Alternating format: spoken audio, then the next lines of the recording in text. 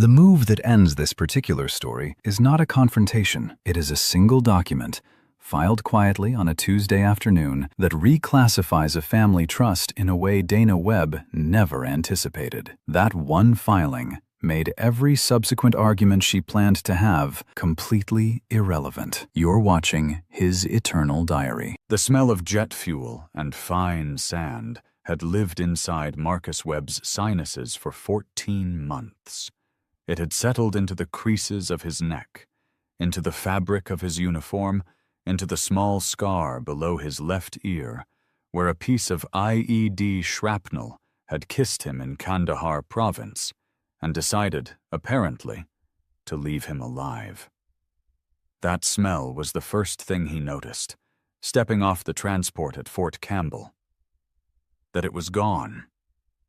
Clean Tennessee air hit him like a small grief. His lungs didn't know what to do with the absence of it. He stood on the tarmac for exactly 4 seconds, with his kit bag over one shoulder and his ruck at his feet, and he breathed.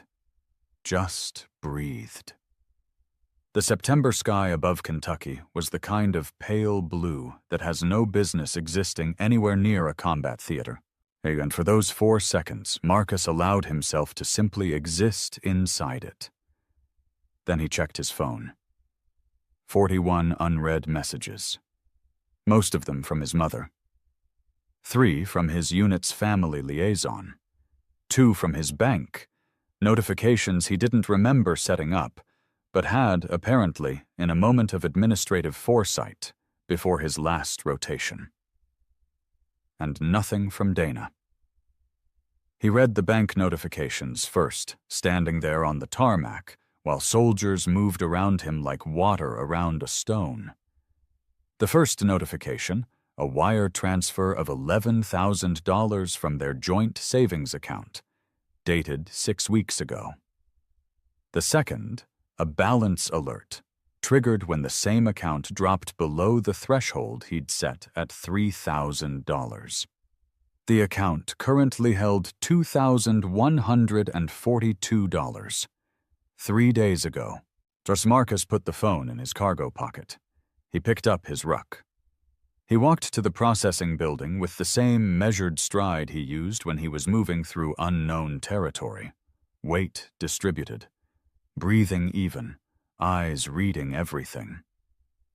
He had learned, in 14 months in places where the cost of emotional reaction was often measured in blood, how to separate the animal part of his brain, the part that wanted to feel, from the operational part, the part that assessed and calculated and decided. He had not always been able to do that. Before his first deployment at 24, he had been a man who led with his chest, who let rage translate directly into action, who had once, at 22, broken 3 knuckles punching a wall because a girlfriend had lied to him about something minor. That man was a liability, or that man was dead. The man who walked off the tarmac at Fort Campbell had been forged into something different by heat and time, and the particular discipline of having to think clearly while the world was detonating around him. He was 31 years old. He had a master's degree in business administration he'd completed online during deployments.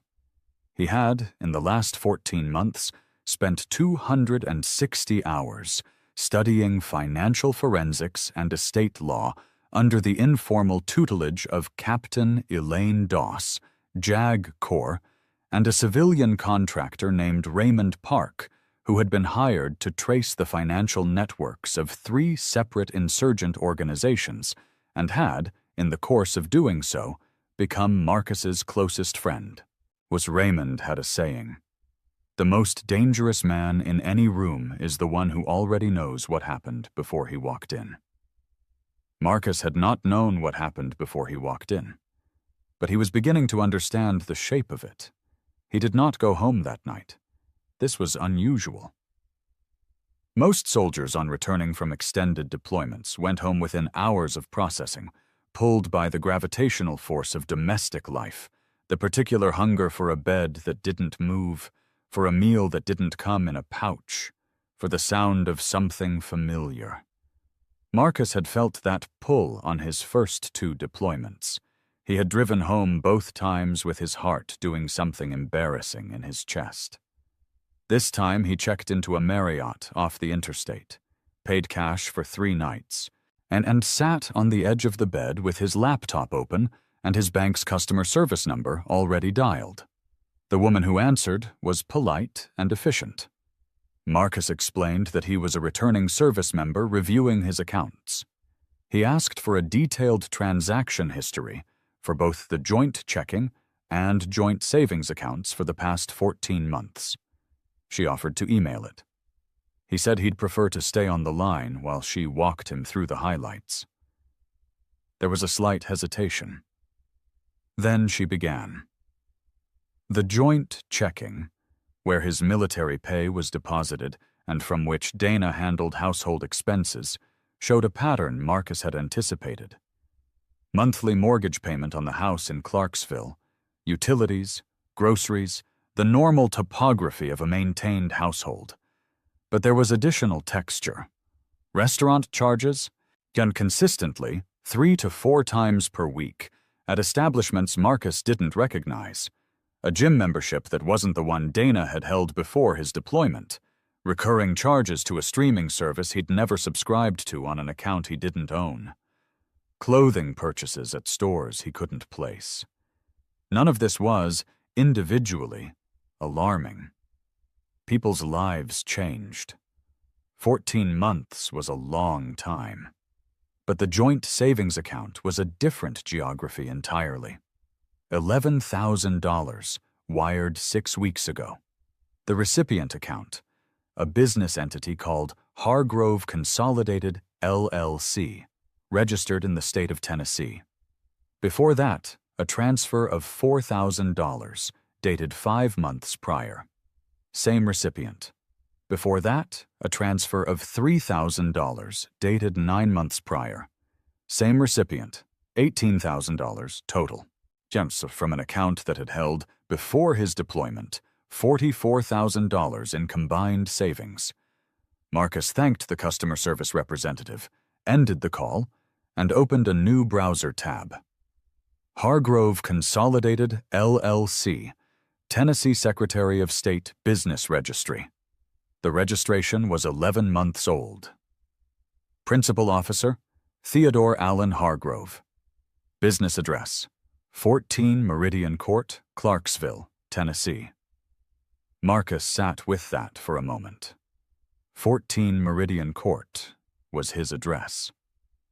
He had purchased that house 4 years ago, before he and Dana had married, using a combination of a VA loan and a disbursement from the Webb Family Trust, a trust established by his father, a retired Army colonel who had died 3 years prior and left Marcus the sole beneficiary. The trust documents, drafted by a Nashville estate attorney named Gerald Cho, contained specific language that Marcus had not paid close attention to at the time of signing, but which Raymond Park had, during one of their late-night sessions in a dusty FOB in Helmand Province, explained to him with the particular enthusiasm of a man who found legal architecture genuinely beautiful. The language read, in essence, all real property purchased with trust disbursements or held in the name of the trust retains its character as separate property regardless of any subsequent marital or cohabitation arrangements. The house at 14 Meridian Court had been purchased in the name of the Webb Family Trust. It was not marital property. It had never been marital property. Dana did not know this. He slept 4 hours, which was more than he usually managed in the field. He woke at 4:30 out of habit, showered in water that was hotter than anything he'd felt in over a year, and stood in front of the bathroom mirror for a long moment. He looked the same. That was always strange to him, the disconnect between interior transformation and exterior continuity. He was still 6'2", still lean in the way of men who never stop moving, still dark-complexioned with the kind of face his mother called serious, and his father had called watchful. The scar under his ear had faded to a thin silver line. His eyes were the same dark brown they had always been. He looked like Marcus Webb. He did not feel like Marcus Webb. He felt like something that had been Marcus Webb and had been reprocessed into a cleaner, colder version of the same raw material. And he made coffee from the room's drip machine. It tasted like the memory of coffee. And he called Raymond Park. Raymond answered on the second ring, which meant he was either awake or had never gone to sleep. With Raymond, both were equally likely. Webb. Raymond's voice was the same as always, flat, coastal, like someone who had grown up in Los Angeles and then spent 20 years learning to excise all evidence of emotion from his vocal delivery. You're stateside. Since yesterday. You sound like you already found something. $18,000 out of joint savings. The recipient is an LLC registered to a man named Theodore Hargrove. Business address is my home address. A pause. Not a long one. Raymond's pauses were always calibrated. Oh, does your wife have signature authority on the joint savings? She does. So the transfers are legal. Technically. But you're thinking about whether there are other angles. I'm thinking about several things, Marcus said. Okay. Raymond's keyboard began clicking in the background. Give me the LLC registration details. Marcus read them out. Raymond typed.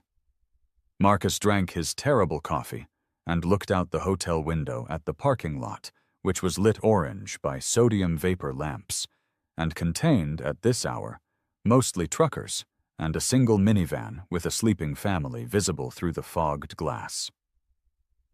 Hargrove Consolidated LLC, Raymond said. 11 months old. Filed as a general contractor business. No employees listed. No active contracts in the state business database. No website. Revenue, $0.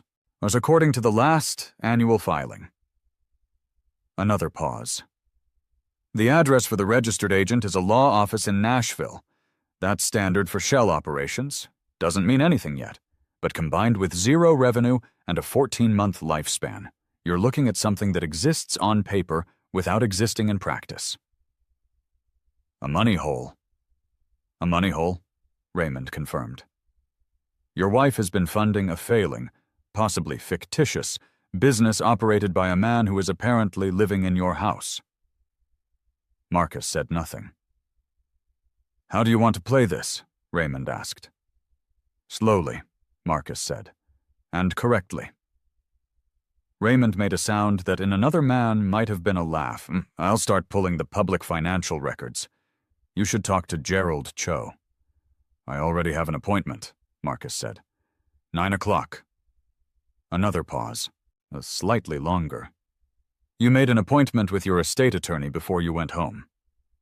Yes. Webb. Raymond's voice contained something that might, in lesser circumstances, have been called admiration. You are a genuinely unsettling human being. Marcus drained the last of the coffee. I'll be in touch. Gerald Cho's office was on the 6th floor of a building in downtown Nashville that smelled of recycled air and carpet cleaning solution. The waiting room had framed landscape prints and a receptionist who offered Marcus water in a glass, not a bottle, which he took as a sign that Cho had done well for himself in the years since drafting the Webb Trust documents. Cho came out to meet him personally. He was 62, compact, was with close-cropped silver hair and the careful handshake of a man who had spent decades understanding that physical contact was a form of information exchange. He looked at Marcus the way people sometimes looked at returning soldiers, a flicker of something that wasn't quite guilt and wasn't quite relief. And then he led him back to a corner office with a view of the Cumberland River. I assumed when you called that this was a routine review, Cho said, settling behind his desk with a yellow legal pad already positioned in front of him. "But you said urgent." "It's urgent," Marcus said. He laid out what he knew. Not all of it. Not the hotel, not the 4 a.m. call to Raymond, not the full texture of what he'd been feeling since standing on that tarmac. Just the facts. The transfers, the LLC, the address, the cohabitation.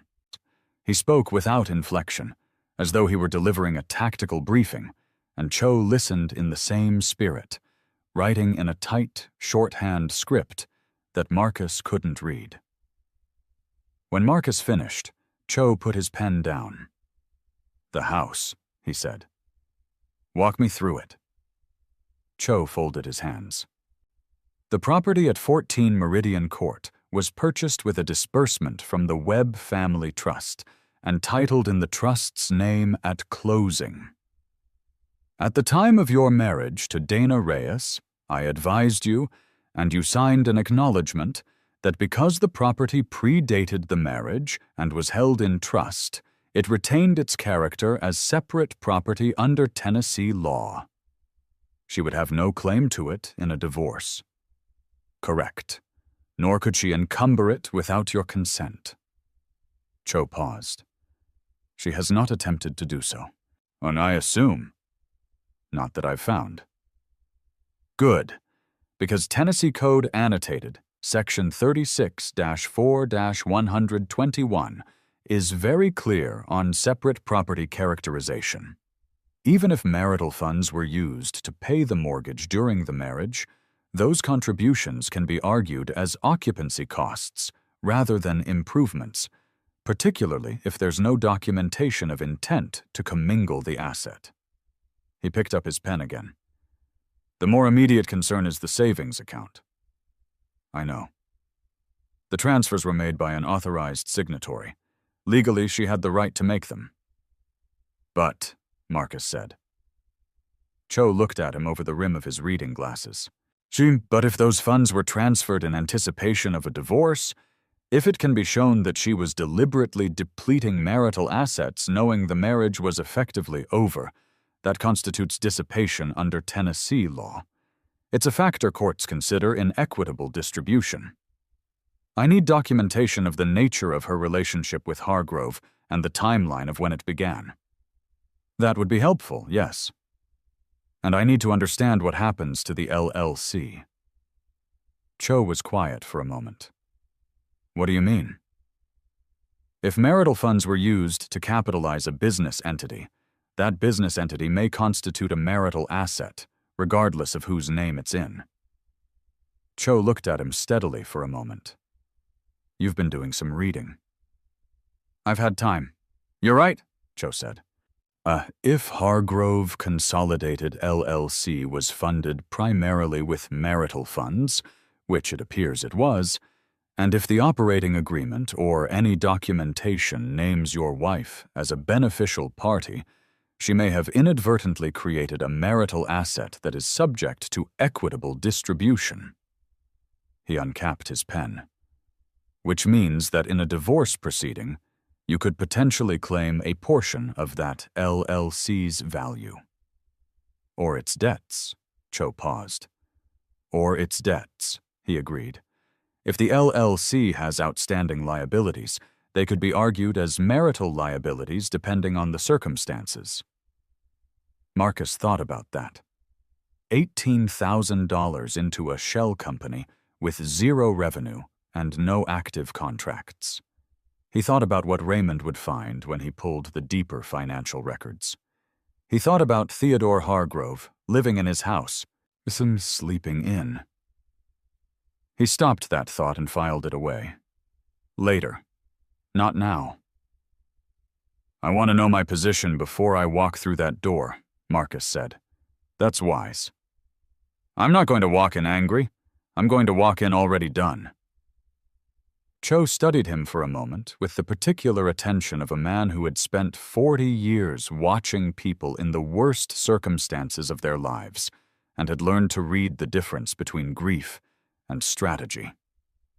What he saw in Marcus Webb's face appeared to resolve something for him. I'll have a comprehensive memo on the trust documents and the property characterization to you by end of day, he said. I'll also begin research on the dissipation argument. You'll want to retain a financial forensics specialist. I have one. Cho nodded and wrote something on his pad. One more thing, he said. The military allotment. Marcus went still. Your military pay allotment, the portion deposited to the joint account monthly. That's been ongoing throughout the deployment? Yes. If you can document that the allotment payments continued without interruption while marital assets were being depleted through transfers to a third party's business venture, that strengthens the dissipation argument considerably. He paused. It also raises questions about whether she misrepresented the marital situation to the Military Benefits Administration, a separate matter, but one worth noting. Marcus thought about Dana at some point in the past 11 months, filling out or not filling out some form, saying or not saying something to some official. He would need to pull the allotment records. He already knew that he would. Yet he drove to Clarksville with the windows down. The Tennessee landscape in September had a specific quality he had carried in his memory through 14 months of dust and rock. The way the hills go slightly golden at the edges before the real color change begins. The way the light at 2 in the afternoon has a warmth that isn't quite summer and isn't yet fall. He had thought about this drive many times in the field. He had imagined it differently. He had imagined Dana on the phone as he turned off the interstate. He had imagined walking through the door to something that smelled like her cooking and felt like a world that still held his shape. He turned his phone over on the passenger seat. Dana had still not called or texted. 41 hours since he'd processed back to stateside. Was if she had received any notification through the family liaison, which she should have, as his designated emergency contact, she knew he was home.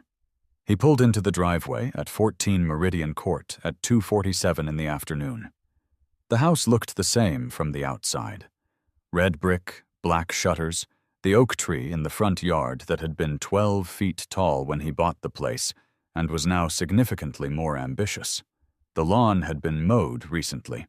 There was a truck in the driveway, a black F250 newish, with a contractor's logo on the door panel that read Hargrove Consolidated in a clean sans serif font. Marcus parked behind it and sat for a moment. He looked at the truck. He looked at the house. He felt, in the dead center of his chest, a sensation that he had no accurate name for. It was not anger. Anger was a hot thing, was an expansive thing, and this was neither. It was more like the feeling of standing at the edge of something that had already happened. A completed fact that his nervous system was only now being asked to process. He had crossed a threshold sometime in the past 41 hours in the Marriott room with his terrible coffee, and what existed on the other side of that threshold was a cold and operational clarity that made anger seem like a child's response. He got out of the truck. He used his key. The door opened onto the foyer, and the first thing he noticed was the smell. The house smelled different. Not bad, just different. There was a cologne in the air that wasn't his, a synthetic, woody citrus note that had settled into the walls and the fabric of the space like an occupancy marker. There was also the smell of food, something with garlic coming from the kitchen. The second thing he noticed was the jacket on the coat rack by the door. Not Dana's. A man's jacket, brown leather, large. Too large to be Marcus's. He stood in his own foyer with his kit bag over one shoulder, and he looked at that jacket for exactly 3 seconds. Then he walked toward the kitchen. Dana was at the stove. She was wearing jeans and a soft blue top he didn't recognize, and her hair was down, which she usually didn't do at home, and she was stirring something in a pot with the comfortable ease of a person in a space that feels entirely theirs. She had her phone propped against the backsplash, and she was watching something on it, and she did not hear him until he was nearly in the kitchen doorway. When she turned, whilst the color that left her face was so immediate and total that for a moment she looked like a photographic negative of herself. "Marcus," she said it in a voice that had no preparation in it at all. Just the raw fact of his name, ejected by surprise. "Dana," he said. He looked at her the way he had trained himself to look at everything in the field, with complete perceptual attention and no narrative attached. He was reading her, not responding to her. The micro-expressions, the way her hand tightened on the spoon, the way her eyes moved just fractionally toward the hallway that led to the living room, in the involuntary gesture of someone checking to see if a third party is within earshot. "You're home," she said. "Apparently." She set the spoon down. She turned fully toward him, and he watched her assemble herself, yet watched the surprise get packed down and replaced with something more managed. She had always been good at that, at presenting a composed surface. It was one of the things he had initially admired about her. The irony of that was not lost on him. "I didn't know the exact date," she said. The liaison said there was a window, they weren't sure." 3 weeks, Marcus said. "They gave you a 3-week window, centered on September 14th. Today is the 16th. She didn't respond to that. "Whose truck is in the driveway?" he asked. The question was unhurried. He asked it the way he might ask about the weather, as a request for information, nothing more. He watched her face calibrate. "A friend," she said. "He's been helping with some things around the house." "What kind of things? Maintenance? Just things that needed doing while you were gone." 14 months of things. She met his eyes then, and he saw in her gaze the calculation happening in real time. How much does he know? How much has he guessed? What is the optimal shape for this conversation to take? He gave her nothing to work with. He just watched. "He's in the living room," she said, finally. "I know," Marcus said. Because the jacket was the right size, and the truck was outside, and someone had been cooking in this kitchen, and Dana had never made anything with garlic in the 4 years he had known her, because she said the smell lingered too long. He walked past her into the living room. Theodore Hargrove was 34 years old, approximately 6 feet tall, and had the particular build of a man who worked out enough to feel confident in fitted shirts, but not enough to have ever faced a physical situation he couldn't talk his way out of.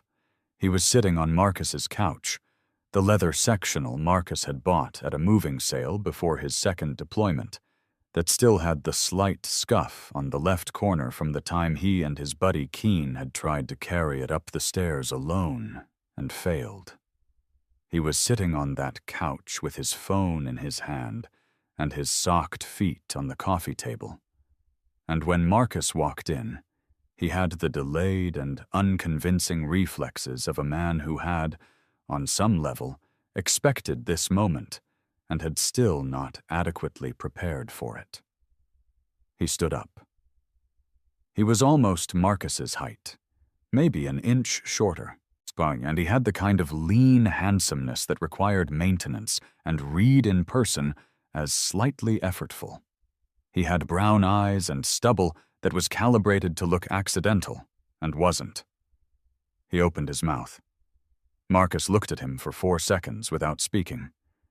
Then he said very quietly, "I need you to take your jacket and your truck and leave my property."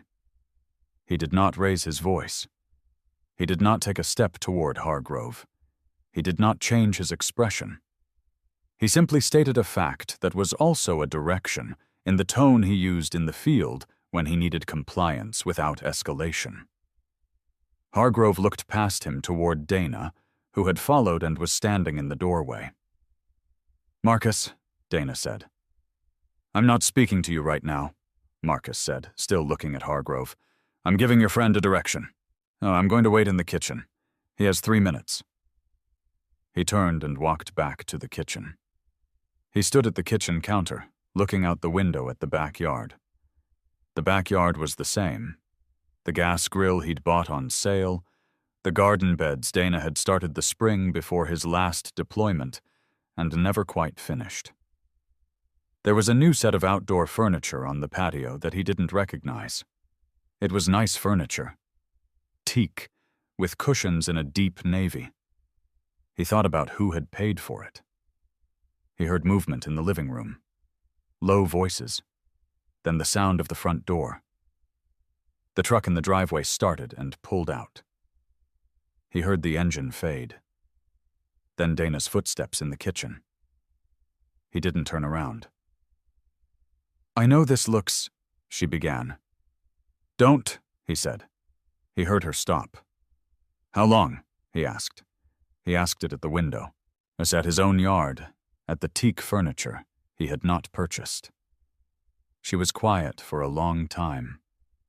Long enough that he turned to look at her. She looked the way people looked after they'd been caught. Not the immediate shock of discovery, but the particular deflation that followed, when the energy spent on the maintenance of a lie was suddenly no longer required. She looked tired. She looked younger than he remembered, and older at the same time. 7 months, she said. He nodded. He turned back to the window. "Marcus, I don't need an explanation," he said. "I need to understand some things about the money." A different kind of silence, then. "What money?" she said. "The joint savings account. The transfers to Hargrove Consolidated LLC. He heard the quality of the silence change. He needed help getting the business started, and he was going to pay it back. He registered the LLC at this address, Marcus said. This address, my address. His registered agent is a Nashville law firm. He has no revenue, no active contracts, and no evident means to repay $18,000. Silence. "I didn't know he was going to register it here. That was just a stop." The word came out the same way all the words were coming out. Quiet, precise, without heat. "I'm not interested in the justifications. I'm interested in the facts." He turned to face her. "You transferred $18,000 of our joint savings to a man's business without my knowledge or consent, while I was deployed in a combat theater. You allowed that man to move into this house. You made this house his business address without my consent." She looked at the floor. "I need you to understand something," Marcus said. "I'm not going to have a scene. I'm not going to raise my voice. I'm going to tell you one thing, and then I'm going to go." She looked up. "This house is held in the Webb Family Trust. It is not marital property. It was not marital property the day we married. It is not marital property today. Whatever you understood about our situation, that fact has not changed, and nothing you've done in the past 14 months changes it." He held her gaze. "I'll be staying elsewhere tonight. I'll be in touch through counsel." He picked up his kit bag from the hallway where he'd set it down, and he walked out of his own house. He drove back to the Marriott and sat in the parking lot for a while. He was not feeling nothing. He wanted to be clear about that, and even in the privacy of his own interior landscape. There was a sensation. Deep in the center of his chest, beneath the operational calm, behind the coldness he had learned to cultivate, that was the wreckage of something that had been real once. He had loved Donna Reyes. He had loved her with the particular intensity of a man who did not love easily or often, who had carried her face through 2 prior deployments like a talisman, who had built a specific imaginary future in his mind that included her in every room. That future was gone now. He understood that with the same clinical clarity with which he would understand a structural failure, not lamenting the collapse, simply updating the map. But the man who had loved her was still in there somewhere, behind the glass, watching. He made a note to check on that later, when there was time. He called Raymond. "What did you find?" Raymond's keyboard had been going the whole time.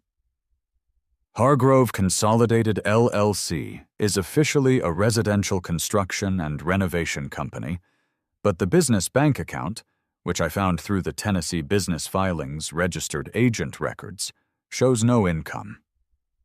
The account had a beginning balance of $4,000 at founding, which matches the first transfer from your joint savings, a subsequent deposit of $3,000, which matches the second transfer, a deposit of $11,000, which matches the third.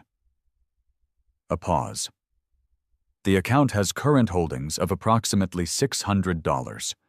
The rest is gone.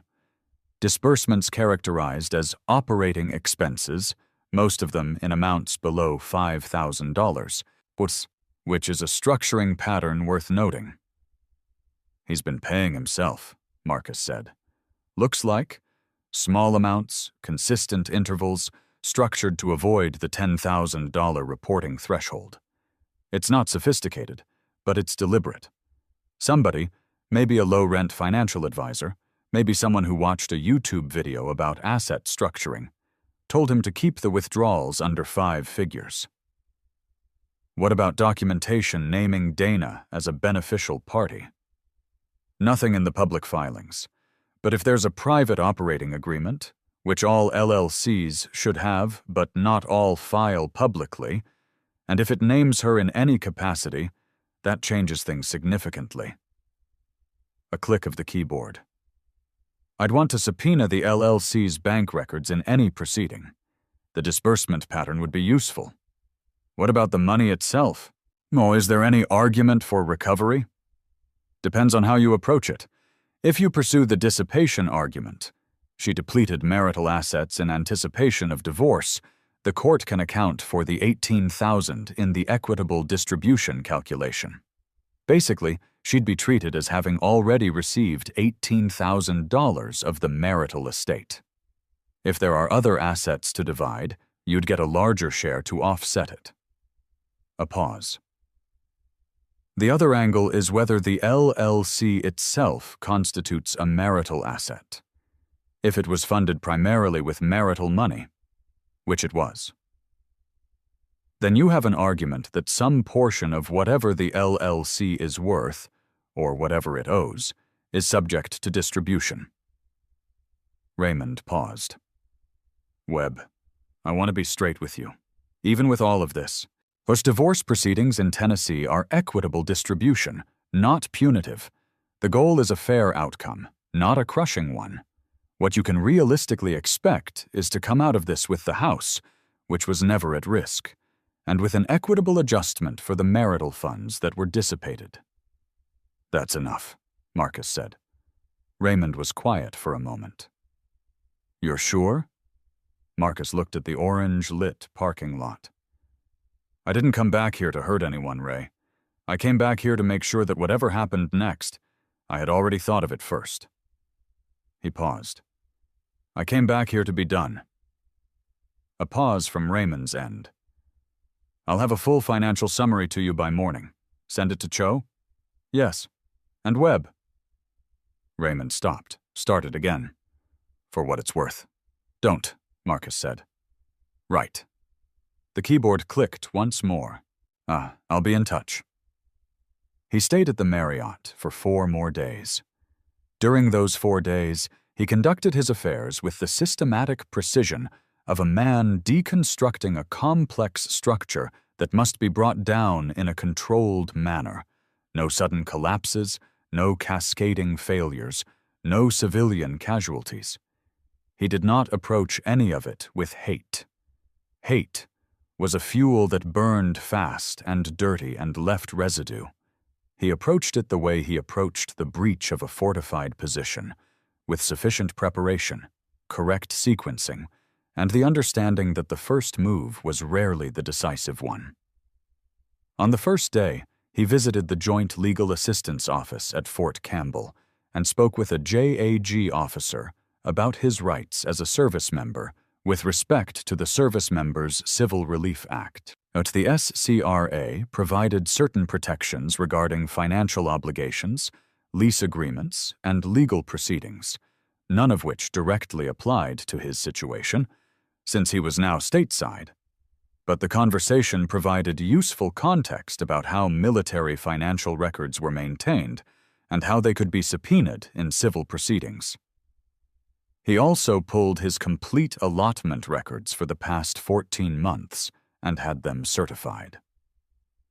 On the second day, Gerald Cho sent him a 23-page memo covering the trust property characterization, the dissipation argument, and a detailed analysis of the Hargrove LLC's status as a potential marital asset. The memo's conclusion was measured and careful, as all good legal memos are, but its underlying message was clear. Marcus Webb's position was strong. His wife had, as in the process of pursuing her own interests, inadvertently strengthened his. On the third day, Raymond Park sent him the financial summary. It contained a full transaction-level analysis of both the joint checking and savings accounts, a breakdown of the LLC's bank activity drawn from public filings and registered agent records, and a 3-page section that Raymond titled, without any visible irony, Timeline of Cohabitation. This section cross-referenced the account activity with a review of Dana's public social media, which Marcus had not looked at during his deployment, a discipline he had exercised deliberately, and established a reasonably precise timeline of when Theodore Hargrove had become a fixture in Dana's life, and then in Marcus's house. The timeline began 9 months ago, 2 months after Marcus's deployment began, or 1 month after the first transfer to Hargrove Consolidated LLC. Marcus read it once, filed it, and did not read it again. On the 4th day, he filed for divorce. He filed on grounds of adultery, which in Tennessee remains a relevant factor in equitable distribution proceedings. Gerald Cho had counseled him that this approach, combined with the dissipation argument and the trust property documentation, created the clearest possible statement of his legal position. The adultery ground was not about moral weight. It was documentation. It was the factual record entered into the court system of what had happened. Nothing more and nothing less. Dana was served at 14 Meridian Court at approximately 2 in the afternoon by a process server Marcus had retained through Cho's office. Cho sent him a text when the service was confirmed. Done. Shut. Marcus was sitting in a coffee shop near the courthouse when the text came through. He was drinking a black coffee, real coffee this time, not the hotel machine variety, and reading a report on Tennessee real estate market conditions that had no direct relevance to his situation, but which he found calming, in the way that reading structured information had always calmed him. The data was orderly. The data had no complicated feelings about what had happened. He read the text. He put the phone face down. He drank his coffee. Dana called him 4 times in the first 24 hours after service. He did not answer.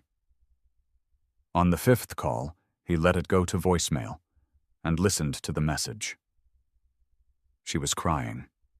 She said she needed to talk to him. She said this didn't have to happen this way. She said she was sorry. And he noted the content of the message, deleted it, and forwarded a memo to Cho noting that direct contact had been attempted.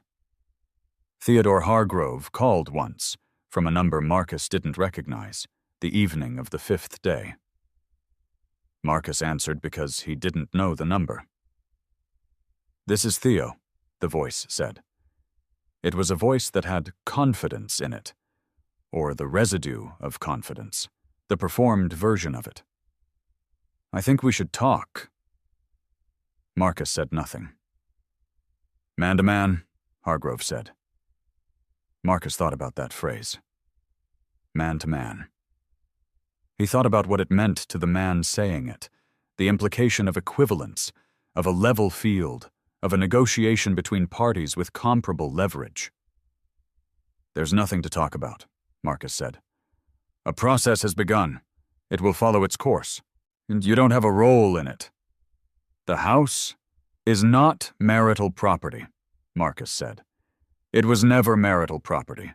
I don't need your cooperation, your understanding, or your presence in this conversation. If you have remaining possessions at that address, I'm prepared to allow you until the end of the week to retrieve them, after which they will be treated as abandoned property under Tennessee law." A pause. "That's the entirety of what I have to say to you." He ended the call. Dana retained a divorce attorney named Preston Calloway, who had a reputation in Tennessee matrimonial law circles as an aggressive litigator. Calloway filed a response to the divorce petition that contested the adultery grounds, characterized the asset transfers as reasonable household expense management made by a spouse with full legal authority, and here was where Marcus leaned forward in Cho's office, reading the response, argued that the property at 14 Meridian Court had effectively become a marital asset through Dana's contributions to its maintenance and improvement during the marriage. Marcus set the document down on Cho's conference table. "The improvement argument," he said. Cho folded his hands. "It's a Herculean argument. She would need to demonstrate that marital funds made substantial and documented improvements to the property, improvements that increased its value, and that these improvements were made with the intent to invest in the marital estate." He paused. "The trust documents are explicit, and the language I used when we drafted them was specifically designed to preempt this kind of claim." "Then why file it?" "Because Preston Calloway is not filing it because he thinks it will win. He's filing it because it complicates the proceedings, and complicated proceedings are expensive, and expensive proceedings create pressure to settle." Cho looked at him steadily. "It's a negotiating tactic, not a legal argument." Marcus thought about this. "What does he think I'll settle for?" "He doesn't know yet what you have. He's operating on the assumption that this is a standard military divorce case. Combat deployed husband, unhappy wife, some marital assets to divide, some emotional leverage. He doesn't yet know about the financial forensics report. He doesn't yet know about the dissipation argument documentation." Cho paused. "He doesn't yet know that you filed on adultery grounds with a complete evidentiary package." Marcus looked out the window at the river. "When does he find out?" "Discovery," Cho said. "When we disclose the forensics report, the transaction history, and the LLC documentation." He paused. "I can tell you exactly what will happen in that meeting." "Tell me." "Calloway will call me within 48 hours of receiving discovery. He will suggest we discuss a negotiated settlement. He will frame it as being in his client's best interest, but what he will mean is that the adultery filing combined with the documented dissipation creates a risk profile for his client that makes litigation inadvisable." Cho allowed himself the smallest possible smile. "At that point, the conversation becomes about what you want." "I want the house." "You already have the house." "I want the trust property characterization confirmed by court order, not just by document. I want it on record." Cho nodded, writing. "I want the $18,000 reflected in the equitable distribution. We'll argue for offset. I want clear financial separation, her name off every joint account, her name off every financial instrument that touches anything connected to the trust." Marcus paused. "And I want the LLC." Cho stopped writing. "Explain." Hargrove Consolidated LLC was funded almost entirely with marital funds. It's effectively a marital asset. I want it included in the distribution. A pause. Not because it has value. It doesn't have value. And I want it included because including it assigns its liabilities to the equitable distribution calculation. If the LLC has any outstanding debts or obligations, which I suspect it does, given the spending pattern Raymond documented, those become part of the marital estate. Cho studied him for a long moment. If she receives the LLC in distribution, Marcus said, she receives both its non-existent value and whatever it owes. If she doesn't, she walks away from something that was funded with my money and that she created as a vehicle for her boyfriend's livelihood. He paused. Either way, I want it on the record. Cho put the pen down. You've thought about this carefully. I've had time, Marcus said. It was the same thing he'd said before, and Cho received it the same way, with the careful attention of a man who understood that this particular client was not speaking hyperbolically when he said he had been preparing. Discovery dropped on a Tuesday. It was a dense package. Cho's office had prepared it meticulously, the kind of documentation that communicated, through its very organization and completeness, that the party filing it had done something other than react. The centerpiece was Raymond Park's financial forensics report, which ran to 61 pages and which traced, with the thoroughness of someone who had spent 2 decades following money through obscure networks in hostile countries, every dollar that had moved through the joint accounts during the marriage. The report identified the $18,000 in transfers. It identified an additional $7,000 in joint account expenditures on items that could be attributed to a second household occupant. The gym membership, the streaming service, the restaurant charges in patterns consistent with 2 people dining, the home furnishings Marcus hadn't recognized. Combined, the total of expenditures attributable to Hargrove's de facto cohabitation came to $25,000. The report also contained a section that Raymond had titled Potential USFSPA Considerations, a reference to the Uniformed Services Former Spouses Protection Act, which governed the division of military retirement benefits in divorce proceedings. This section was, in its way, the quietest and most powerful element of the document. It noted, with clinical precision, how that the length of the marriage against Marcus's years of military service created the possibility that Dana could file for a portion of his retirement benefits under the Act, and that the strength of the adultery and dissipation claims created significant countervailing considerations that any court would have to weigh in Marcus's favor. It was a warning, dressed as a note. Calloway called Cho on Thursday. 2 days after discovery, exactly as Cho had predicted. Marcus was not in the room for that call, but Cho briefed him at 4 o'clock that afternoon, in the same conference room, with the same view of the river. He wants to settle, Cho said. I know. His client's position is weaker than he understood. The adultery finding, combined with the dissipation documentation, creates substantial risk for her in any contested distribution. Cho looked at his notes. He proposed a settlement framework in which she receives a cash payment from the joint assets, waives any claim to the trust property, and releases all military benefits claims. What cash payment? He proposed $12,000, based on the remaining balance in the joint accounts. Marcus said nothing. I told him we'd consider a counter, Cho said. My recommendation is that you agree to waive the cash payment in exchange for a full and final resolution. She gets nothing from the trust, nothing from the military retirement, and the LLC is transferred to you. Why would she take that?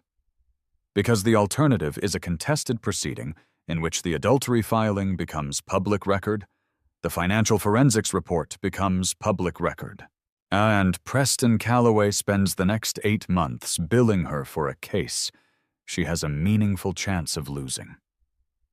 Cho paused. She doesn't have the resources for a prolonged fight. I reviewed her financial disclosures. Between the depleted savings account and whatever Hargrove has cost her beyond what we've already documented, she's not in a strong position. Marcus thought about this. What happens to the LLC after transfer? It becomes yours. You can dissolve it. Cho paused. Which I would recommend. The liability exposure. How much does it owe? Cho looked at his notes. Raymond identified 2 outstanding invoices from a building materials supplier, about $4,000 total, and a lease on a storage unit, month to month. There may be additional liabilities we haven't found, and it's a shell with a spending history and no revenue. The sensible move is to take it, document its current state, dissolve it with the liabilities on record, and let any creditors make claims against the dissolved entity. Which leaves Hargrove with nothing. Cho considered this carefully. He contributed nothing of documented value to the entity. If it's dissolved, any personal liability depends on the structure of the operating agreement and whether there's evidence of commingling, which, given that the registered address was your home, there may well be. Marcus nodded slowly. I want one more thing in the settlement, he said. Cho waited. A non-disparagement clause. Both directions. She doesn't talk about me. I don't talk about her. A permanent. Standard. And I want a full release of any and all claims she might bring in the future relating to the marriage, the military service, the trust property, or the LLC. Also standard. Cho paused. Anything else? Marcus looked at the river. It was late afternoon, and the light was doing something particular to the water, making it look less like water and more like hammered metal. He had a thought, sudden and unwanted, of the first time he'd driven Dana over the bridge into downtown Nashville, a year before they married, and how she had looked at the river from the car window with a kind of quiet delight that he had at the time taken as a sign of something. He let the thought pass. No, he said. That's all. The settlement was signed 22 days later. The terms, Dana Webb, née Reyes, had received $12,000, the approximate balance of the joint accounts after the disbursements to the LLC, which Cho had agreed to in the final negotiation as a gesture of good faith that also served to remove any potential future argument that the settlement had been coercive. She waived all claims to the trust property. She waived all claims to military benefits. She agreed to a full and final release. She received nothing from the LLC, which was transferred by quitclaim to Marcus as sole officer. She signed in Calloway's Nashville office on a Wednesday afternoon. Marcus was not present. He was, at that moment, sitting in Gerald Cho's office, reading the transfer documents and verifying each provision against the checklist he had maintained since the night he'd sat in the Marriott with his terrible coffee and his bank notifications. Cho passed him the executed copy. Marcus read it cover to cover, as he always did.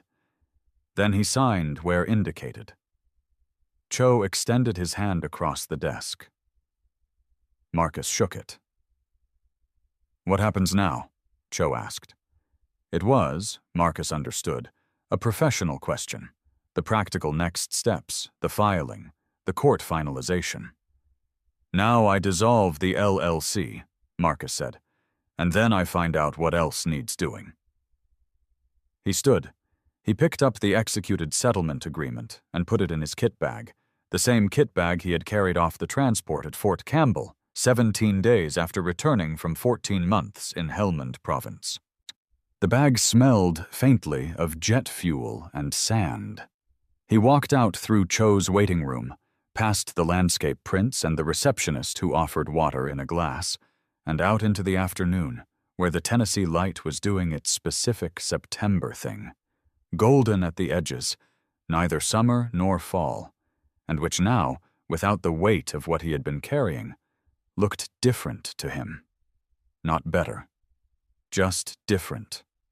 He had a list in his phone. He opened it in the elevator, scrolling to the next item. The list had 17 more items on it. He found an apartment in Nashville, 3 weeks after the signing. It was on the 14th floor of a building in the Gulch neighborhood, a district that had been light industrial when Marcus was a kid, and had, in the intervening years, had been converted into the kind of mixed-use urban environment that real estate developers called vibrant, and that Marcus called, more neutrally, functional. The apartment was 2 bedrooms, one for sleeping, one for working, with floor-to-ceiling windows that looked west toward the Cumberland River and, on clear evenings, toward the particular stripe of sky that preceded Tennessee sunsets. He furnished it sparsely. A bed, a desk, a reading chair, a kitchen table that seated 2, but was usually used by 1. He did not put anything on the walls for the first month. The walls were white. He found the white walls useful. They didn't require anything of him. He reported to his unit at Fort Campbell. He was not scheduled for another rotation for 8 months, which was both a relief and a minor problem. He functioned better with structure. And the structure of civilian life, even post-deployment, required construction rather than inheritance. He began filling the structure himself. He ran 6 miles in the morning, in the dark, along the river trail that ran behind the apartment complex. He started the reading he had been accumulating notes on during the deployment. Raymond had recommended a suite of texts on financial forensics and forensic accounting methodology that Marcus had been meaning to get to, and he got to them now, working through them in the evenings with the methodical attention he applied to everything. He contacted Raymond Park twice a week. Raymond was in Los Angeles now, working a contract that he described as tedious but financially coherent, which Marcus understood to mean that the money was good and the work was not dangerous. Sasvine. They talked in the evenings, long, rambling conversations that covered the books Marcus was reading and the operational mechanics of financial fraud detection and occasionally, and by implication, the aftermath of what had happened. Raymond did not ask him how he was feeling. This was one of the things Marcus valued most about Raymond. What Raymond did ask 6 weeks after the settlement signing was, "What are you doing with the LLC?" "I filed dissolution paperwork last week," Marcus said. "Tennessee requires a 30-day notice to creditors. The building material supplier has been notified. They'll file a claim against the dissolved entity." "Hargrove knows?"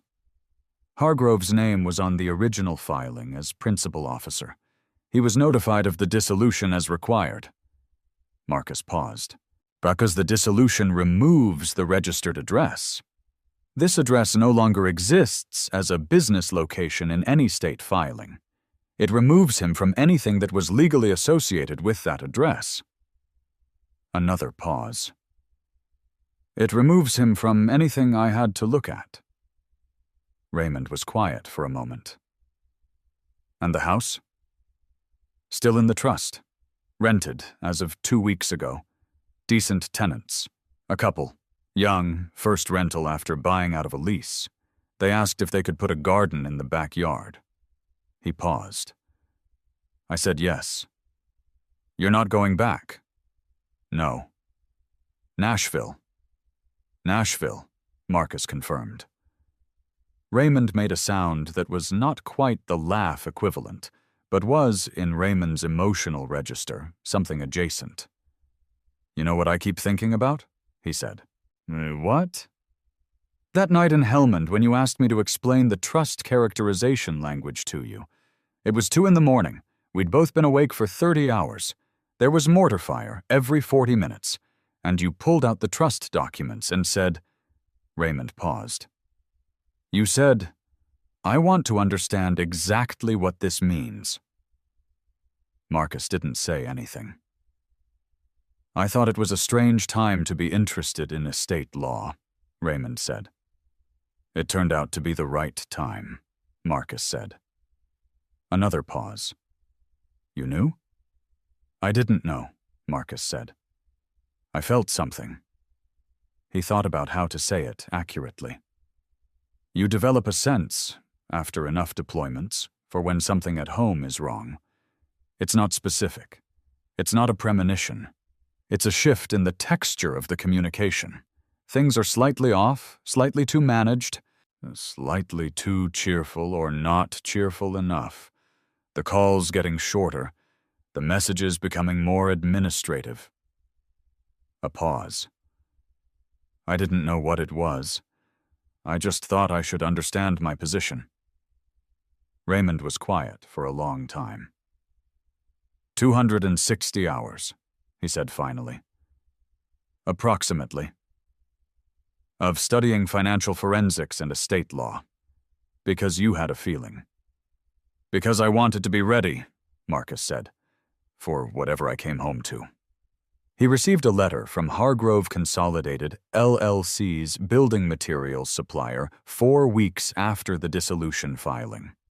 It was, as expected, a creditor's claim against the dissolved entity, $4,080, submitted in accordance with the 30-day notice requirement. As the dissolution officer of record, S. Marcus acknowledged receipt and filed the standard response.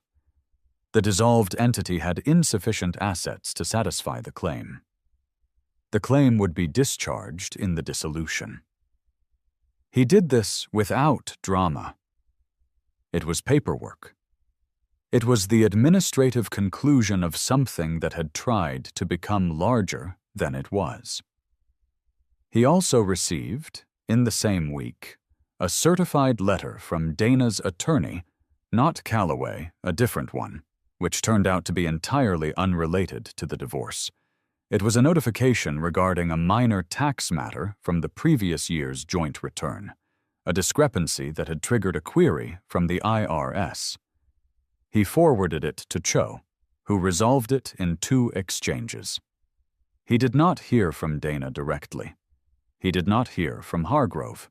The silence felt less like avoidance and more like the natural settling of something that had concluded. He had not wanted a scene, and he had not gotten one. He had not wanted to be dramatic, and he had not been dramatic. He had wanted to come home from a deployment to his life, and what he had found instead was the end of a version of his life, and he had handled that end with the tools available to him. And now it was over. He was not entirely sure what came next. He thought about this in the mornings, on the river trail, watching the Nashville skyline develop its early light. He was 31 years old. He had a house he was renting to other people because he could not yet determine what to do with it. He had an apartment with white walls and 2 bedrooms. He had 8 months before his next rotation. He had a list on his phone with items yet unaddressed. He thought about what he wanted. The question felt larger than it should have, and he recognized that as a function of the past months, the compression of everything into strategy and execution had temporarily evacuated the space where desire usually lived. He was operationally extremely competent. He was, at present, living with the reduced interior life of a man who had converted most of his available energy into precise action and had not yet reinvested in anything more expansive. He thought about his MBA, which he had completed but not leveraged. He thought about Raymond's world, the financial forensics, the institutional analysis, the work of following money through complex systems. He thought about the 61-page report that had, in a very real sense, changed the course of his life, and about the particular satisfaction he had felt reading it, not because of what it documented, but because of the architecture of it the way it made visible something that had been deliberately obscured. He thought about Gerald Cho's face when he had explained the LLC strategy in the conference room. That particular stillness that said he had not expected this client to think 3 moves ahead. He opened his phone and looked at the list. Item 14. MBA to CPA Bridge Program Inquiry. Item 15. Contact Raymond Cha. Private Sector Transition Options.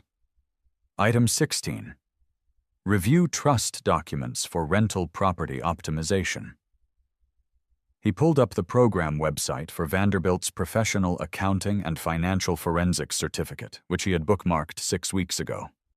He'd been looking at it with the distanced attention of a man who is not yet ready to decide, but wants the information close. He read it again. Enrollment was open. The next cohort started in January. He filled out the inquiry form. Then he continued his run. October arrived, and with it the particular quality of Tennessee fall that is so different from summer's heat as to feel like a different country entirely. The air suddenly possessed of an edge, the leaves beginning their slow revelation of hidden color. The morning runs requiring a layer now, a thing he had missed in Hellman's perpetual variations on dry and hotter dry. He had a routine. He had not had a routine since before the deployment, since before everything, and the routine felt like water after a long thirst. Not dramatic, not a relief, just necessary and right. Morning run. Coffee at a shop on the corner of 11th and Division that did not call itself artisanal and had no exposed brick, just 3 tables and an espresso machine and a man named Curtis who made change with the efficiency of someone who had been making change for 30 years and was comfortable with that. Reading until 9. Fort Campbell reports and administrative duties until noon. Afternoons variable. He signed up for a continuing education course in financial forensics at Belmont University on Tuesday and Thursday evenings. The instructor was a woman named Dr. Patricia Osei, who had spent 12 years at the FBI's Financial Crimes Unit before taking an academic position, and who had the particular pedagogical gift of making complex money movement concepts feel like architecture, clear, purposeful, elegant when understood correctly. Marcus found himself, for the first time in years, sitting in a classroom and genuinely engaged by what was being presented to him. He called Raymond after the 3rd class. "I'm taking a financial forensics course." "Of course you are." Raymond's tone suggested this was entirely expected. "How is it?" "The instructor spent 12 years in financial crimes. She traces institutional fraud patterns using transaction clustering analysis. It's similar to what you do with network analysis, but applied to corporate account structures rather than individual movement." "I know the methodology." A pause. "What's your end game here, Webb?" Marcus considered the question. "When I was reading your 61-page report," he said, "I kept thinking about all the people who don't have a Raymond Park." Silence. Was people who are being financially manipulated? In a divorce, in a business arrangement, in an employment situation, and who don't have access to someone who can make the money visible, who can show them where it went and why. He paused. "There's a service gap there." Raymond was quiet for a long time, longer than his usual pauses. "You're thinking about consulting," Raymond said. "I'm thinking about a lot of things." "In the military divorce space specifically?" "Possibly. Service members are a financially underserved population in terms of forensic services. The SCRA provides some protections, but there's no equivalent of what you did for me, no accessible forensic analysis service that helps service members understand their financial exposure when a marriage ends." Marcus paused. "There are attorneys. There are JAG resources. Genmars, there's no one who sits down with a soldier and opens the accounts and says, here is exactly what has been done with your money.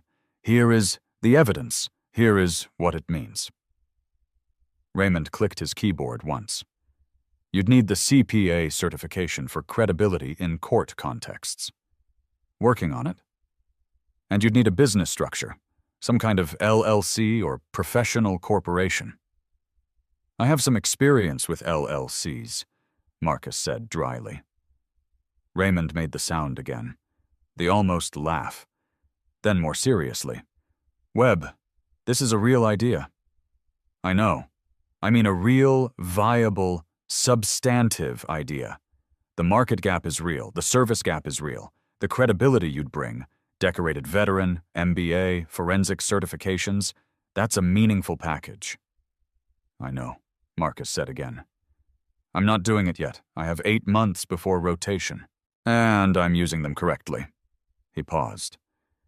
But I'm doing it eventually. When you're ready, Raymond said. I'll help you build it.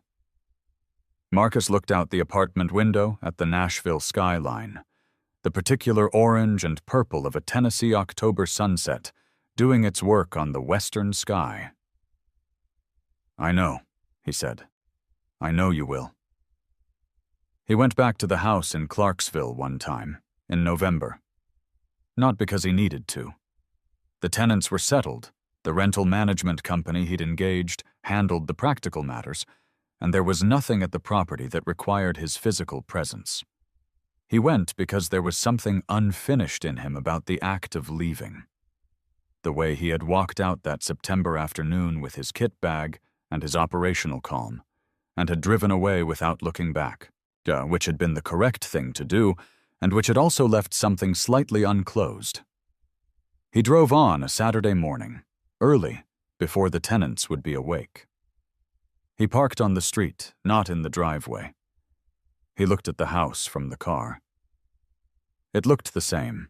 The oak tree was doing its fall thing now, reddish gold, extravagant, dropping leaves in the pale morning wind. The black F250 was not in the driveway. There was a small sedan there instead, and in the front garden bed a few late-season mums that the tenants had planted, orange and white against the dark mulch. He sat with the house for a while. He thought about his father, who had chosen this neighborhood, who had seen the yard with the oak tree, and told Marcus on the phone, 39 months ago, that this was the right house, that he could feel it, and his father had been a man of strong instincts and careful preparation, a colonel who had run a clean operation in 3 decades of service, and who had died in the spring before Marcus's last deployment, of a heart attack at 71, with his affairs in order, his affairs always in order, and who had left Marcus everything with the precision of someone who had thought about how to do even this final administrative task correctly. He thought about what his father would have made of the past 3 months. He thought his father would have said, "You handled it." He thought his father would also have said, "Now what?"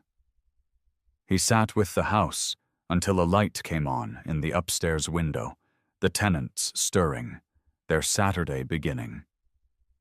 Then he started the car and drove back toward Nashville.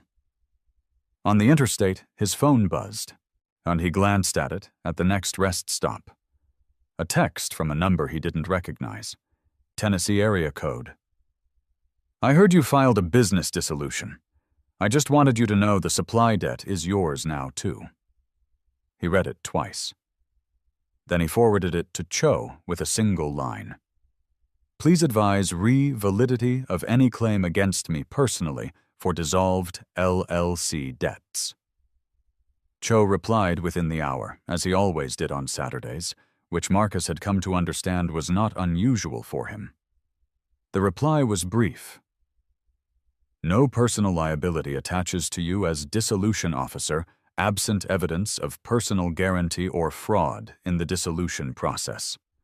This message appears to be an attempt at intimidation. You are under no obligation to respond. Marcus deleted the text.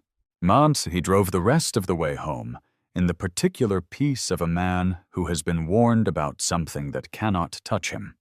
3 weeks before Christmas, Raymond called from Los Angeles at 11 at night, which meant it was 9 his time and he had been working. "I have something," Raymond said. Marcus set down the financial forensics textbook he'd been reading. "Tell me." "The contractor I'm working for in L.A., I won't say the name, has a division that handles private forensic services, not institutional, not government, private individuals, corporations, family offices, people who need the kind of analysis I do, but don't have federal agency relationships." A pause. "They're building a subdivision focused specifically on military and veteran financial services. They've been trying to staff it for 8 months. Another pause. "I mentioned your name." Marcus was quiet. "They want to talk," Raymond said. "Not hire you. Not yet. They want to see if there's a structure that makes sense. Maybe a contracted advisory role, maybe a co-founder relationship with the subdivision. They have the infrastructure, the liability coverage, the client relationships. You have the credibility and the specialized knowledge." A pause. "And Webb, they have a client list.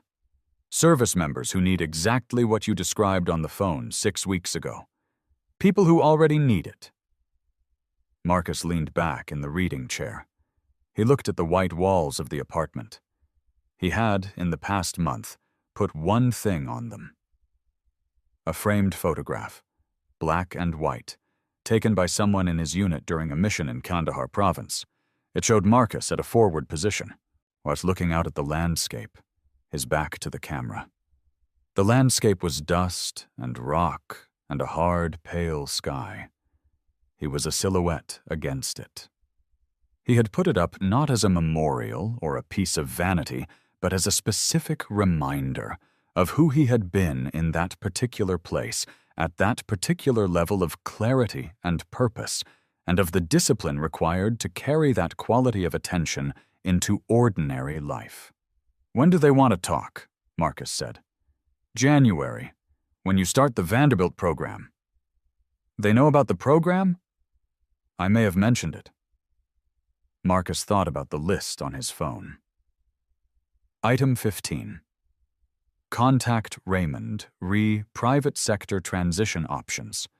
He pulled up his phone and opened the list. He put a check next to item 15. "Tell them January works," he said. "Already did," Raymond said. But Marcus heard the keyboard in the background. Then Raymond said, more quietly, "I want to ask you something." "Go ahead." "When you were sitting in that hotel room the first night back, before you called me, before you called Cho, before any of it." A pause. "What were you feeling?" Marcus considered the question. It was the first time Raymond had asked him something like this, and he recognized it as a departure from their usual register, a deliberate one. "I was feeling that something was over," he said after a moment. "Something that I'd been carrying, not just since the deployment, but for a long time before. A version of my life that I had been trying to inhabit correctly and which did not fit correctly." He paused. "I was feeling the weight of that going away. Not happily, but gone." Raymond was quiet. "And I was feeling," Marcus continued, "that whatever came next was going to be mine. Not built on something else, not inherited or assumed or constructed around another person's requirements. Mine." He paused. "That was what I was feeling." A long silence on Raymond's end. "Okay," Raymond said finally, in the tone of a man who has received an answer he finds adequate. "Okay," Marcus said. They talked for another hour. About the Vanderbilt program, about Raymond's L.A. contract, about a paper on transaction clustering that Raymond had written and that Marcus had been reading. They talked about a case Raymond had worked that had parallels to the Hargrove LLC pattern. They talked, eventually, about nothing in particular, which was its own kind of talking, and which Marcus had not had access to. Real nothing in particular conversation for a long time. After they hung up, Marcus sat in the reading chair for a while, looking at the photograph on the white wall. The silhouette in the photograph was looking at a landscape he had come back from. He had come back to nothing that he'd expected, and he had converted that nothing into something clean and functional and forward-facing, and the man doing the converting was the same man who had been in that photograph, but was also, in all the ways that mattered, someone new. He got up. He put on a jacket. He went for a late run along the river trail in the December cold, with no music and no company, and the particular sound of the river running fast over the rocks below the trail. He ran 6 miles. He ran 7, and he came back to the apartment, made coffee from a machine that made real coffee, sat at the kitchen table with his phone and his list, and looked at all the items he had not yet addressed.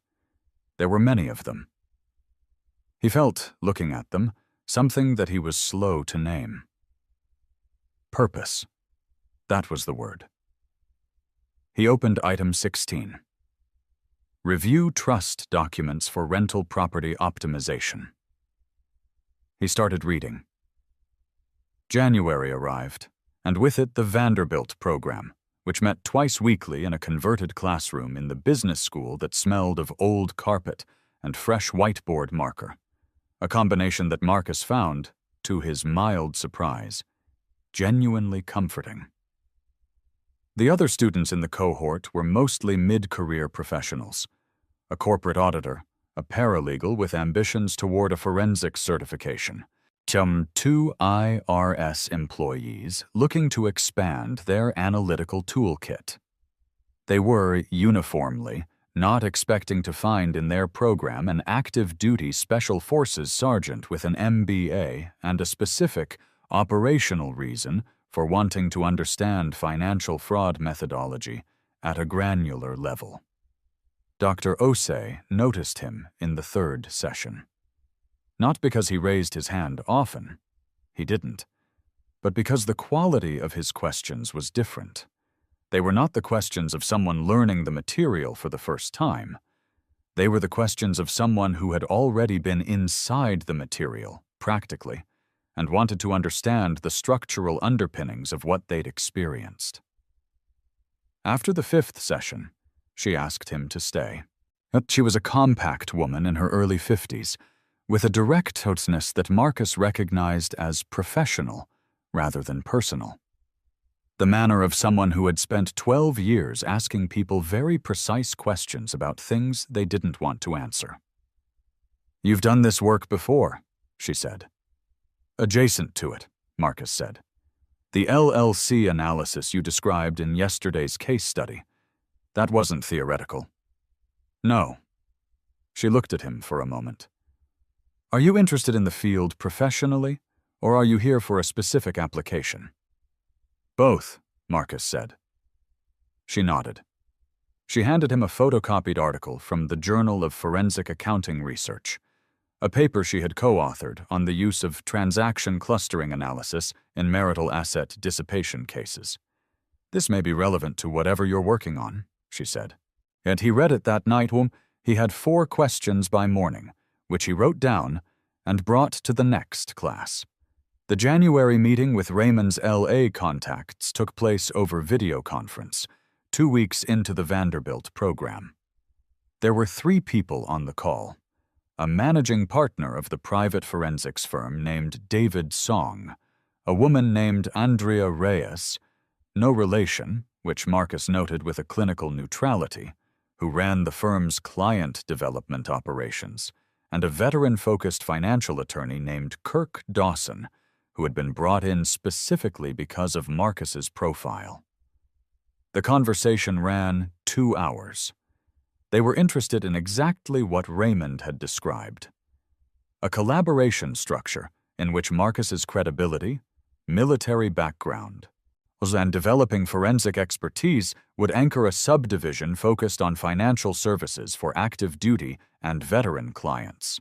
The firm provided the infrastructure, compliance coverage, client pipeline, analytical support. Marcus provided the face and the expertise. He asked 12 questions. They answered all 12. He did not commit on the call. He told them he would review the structure documents they offered to provide and respond within 2 weeks. After the call, he called Raymond. "Well," Raymond said. "It's real," Marcus said. "I told you. Song is sharp.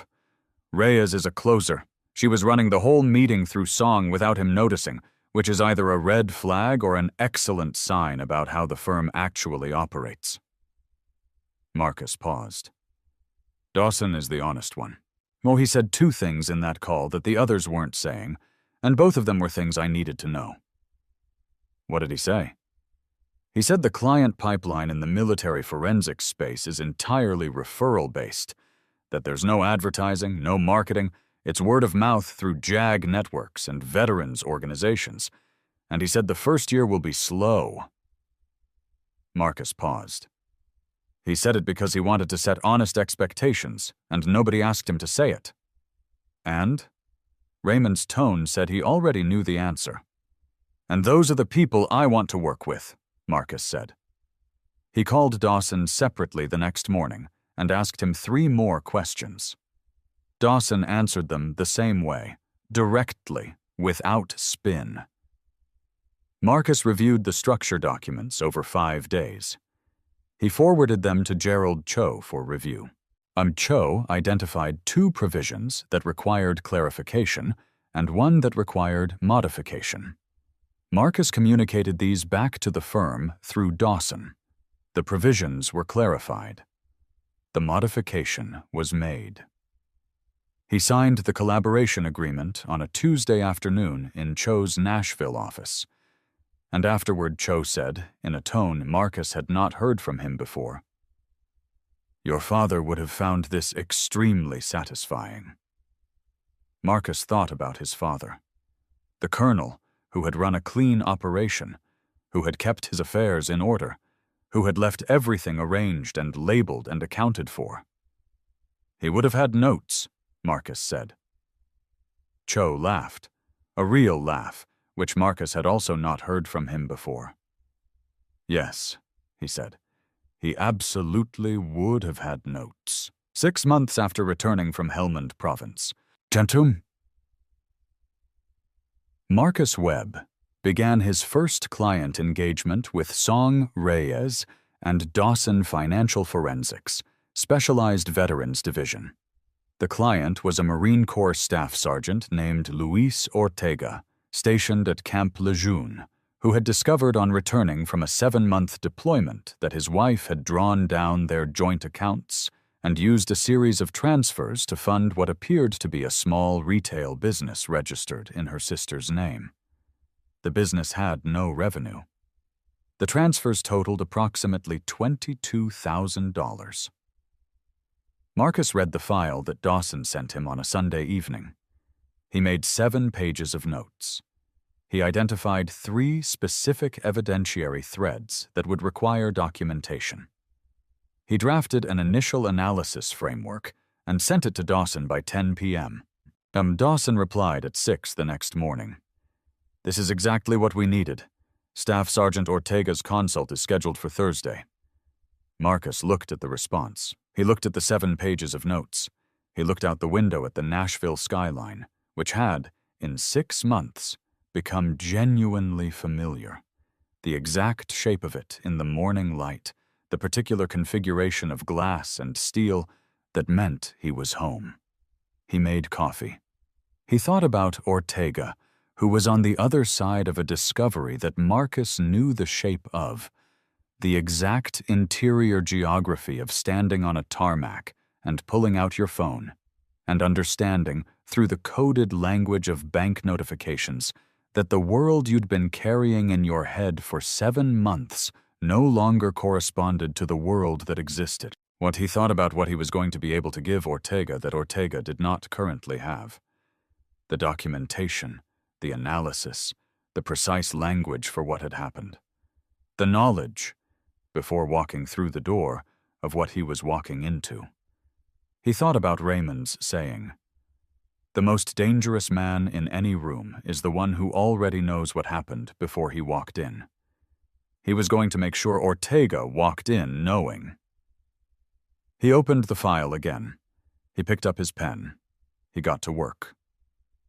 Dawson called him on a Friday, 2 months into the collaboration, with a referral from a JAG officer at Fort Bragg, a female Army captain who had been the one doing the financial forensics on behalf of a client, was only to discover that the opposing counsel was attempting to conceal a business interest in the client's spouse's name that bore a remarkable structural resemblance to the Hargrove LLC pattern. She had heard, through the JAG network, about Marcus's work on a similar structure in Tennessee. She wanted to consult. Marcus took the call that afternoon, sitting at his desk in the apartment with the white walls and the one photograph. The captain was sharp and precise and slightly frustrated, the frustration of someone who could see the fraud clearly but needed better documentation tools to make it visible in a proceeding. He spent 40 minutes on the call. He walked her through the transaction clustering methodology.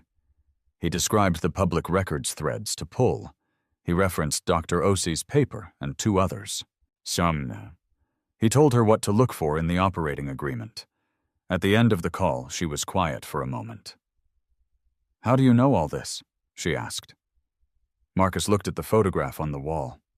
The silhouette, the hard, pale sky, the landscape of dust and rock. "I had time to prepare," he said. He heard her writing something.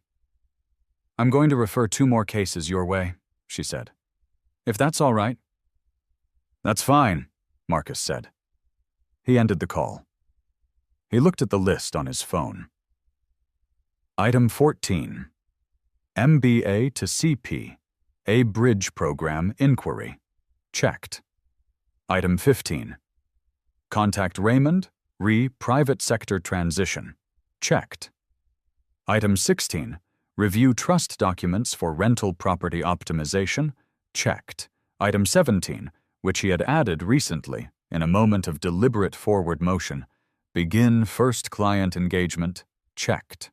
Dirson, he scrolled to item 18, which he had also added recently, and which was different in character from the others. It said, simply, "Figure out what you want." He looked at that item for a moment. Then he put the phone down and picked up the current chapter of Dr. Osei's advanced coursework on forensic accounting in family law proceedings, which he had been reading with the sustained attention of a man who finds, in the architecture of complex systems made visible, something that corresponds to his own interior architecture. Orderly, precise, capable of being understood if you are willing to put in the hours required. He was willing. He had always been willing. Outside, Nashville was doing its spring thing. Late March, the particular smell of it coming through the cracked window. But something green and alive and not at all like jet fuel or sand. He noted it. He filed it. He kept reading. The deposition was held in a law office in downtown Nashville on a Thursday morning in early April, in a small conference room with bad lighting and a pitcher of water that nobody touched. The deposition was not Marcus's. He was not a party to any ongoing proceeding. He was there in his capacity as a financial forensics consultant to provide expert testimony in a proceeding that involved, tangentially, documentation generated during the dissolution of Hargrove Consolidated LLC. Dana's attorney, a new one now, not Calloway, had issued a subpoena seeking certain records from the dissolved entity in connection with a separate matter involving Hargrove and the building materials supplier who had filed the creditor's claim. Marcus sat at the conference table in a suit he had bought for exactly this purpose. Dark charcoal, not elaborate, the kind of suit that communicated competence without trying to communicate anything else. Gerald Cho sat beside him.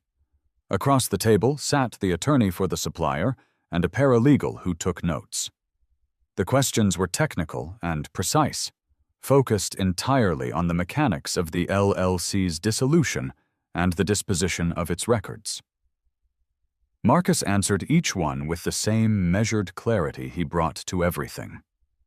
No elaboration, no emotion, no information beyond what was asked.